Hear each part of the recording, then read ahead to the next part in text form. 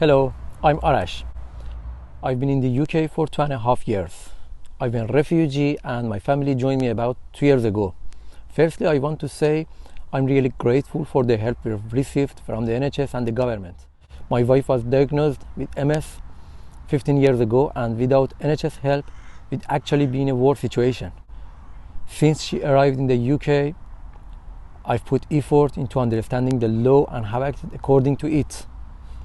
But I was amazed. We had to prove that my wife has MS in order for her to have an MRI scan to start treatment, even though we had evidence from Iran.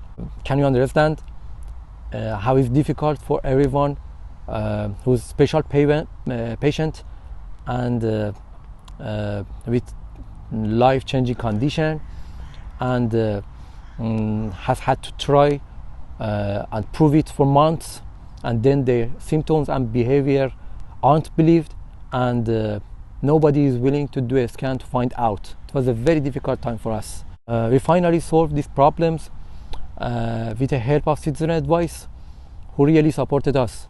However, there have been more problems since. This problem started during the pandemic. We realize it's a really difficult time for everyone, but I hoped they would be resolved, now I don't think so. For example, my wife needs to see her specialist MS doctor regularly for talking therapies about twice a year. I still don't understand how I can organize this meeting, and haven't been anything since March 2020. In addition, we haven't been successful in organizing physiotherapy sessions for over 18 months now. We were referred by the GP, and then hospital told us they will let us know after the physio reopens, because we are already registered on the list. However, many months it was many months ago, and I called them, so they said we must go back to the GP again. And my wife also doesn't have any repeat prescription. When her medicine is finished after 1 month, each time runs out, we have to get another GP appointment and go all the way again.